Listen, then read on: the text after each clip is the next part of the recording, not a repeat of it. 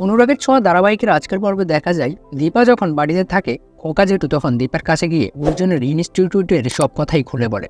তখন দীপাকে সোনা রূপা দুজনেই বলে এবার দীপাকে অর্জুনের পাশে দাঁড়াতে। এতদিন অর্জুন একজন বন্ধু হিসেবে যেমন দীপার পাশে ছিল, এখন দীপাও যেন তার বন্ধুর বিপদে পাশে থাকে। সোনা আর রূপা দুজনের কথাই দীপা ওই ইনস্টিটিউটে যায় এবং অর্জুনের পাশে দাঁড়ায়। তবে শুধুমাত্র দীপা নয়, তখন সেখানে আসে প্রীতা ম্যামও। আর প্রীতা ম্যামও অর্জুনকে বলে সেও আছে এই ইনস্টিটিউটের পাশে, সেও অনেকগুলো সাবজেক্ট পড়াতে পারে। প্রীতা ম্যাম আর দীপা মিলে এই ইনস্টিটিউটের বাচ্চাদের পড়ালেখা করাবে।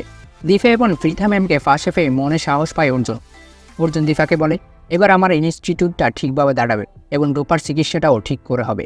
অন্যদিকে দেখা যায় প্রীতা ম্যাম বাড়িতে ফেরার পর প্রীতা ম্যামের থেকে এক্ষুনি 25 লক্ষ টাকা চাই ভিক্টর। তবে প্রীতা ম্যাম ভিক্টরকে টাকা দিতেও রাজি হয় না। তখন ভিক্টর প্রীতা ম্যামকে জানায় যেহেতু তুমি টাকা দিতে পারছো না, তোমার ছেলে অর্জুন দিতে পারছে না, তাই এবার আমি দীপার শ্বশুরবাড়ি থেকে সব টাকা নিব। তিস্তাকে নিয়ে অন্য একটা জায়গায় যাওয়ার প্ল্যান করে ভিক্টর। বুঝতে পারে প্রীতা ম্যাম ভিক্টর কোনো প্ল্যান করছে। অন্যদিকে দেখা যায় যখন সোনা রূপা একা একা বাড়িতে থাকে তখন রূপা নিজে নিজে হুইল চেয়ার থেকে উঠে দাঁড়ানোর চেষ্টা করে।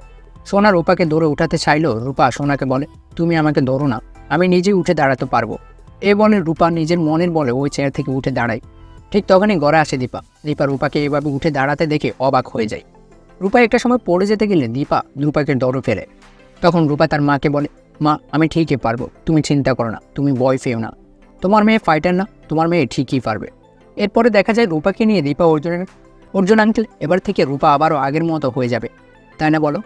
অর্জুন বলে হ্যাঁ রূপা, তুমি আবারও আগের মতো স্কুলে যেতে পারবে, খেলতে পারবে, আর একটু সময় লাগবে শুধু।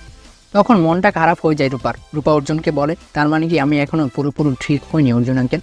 অর্জুন রূপার এই কথার কোনো উত্তর দিতে পারে না। অন্যদিকে সূর্য সোনা রূপা এদের কথা ভাবতে ভাবতে আপসেট হয়ে পড়ে। তো বন্ধুরা, তোমরা এটা চাও তো সূর্য ফিরে এসে রূপার চিকিৎসার দায়িত্ব নিক? জানিয়ে দাও কমেন্ট করে। বাংলা ধারাবাহিকের সব আপডেট সবার আগে পেতে এক্ষুনি সাবস্ক্রাইব করুন আমাদের চ্যানেলটি। ধন্যবাদ সবাইকে।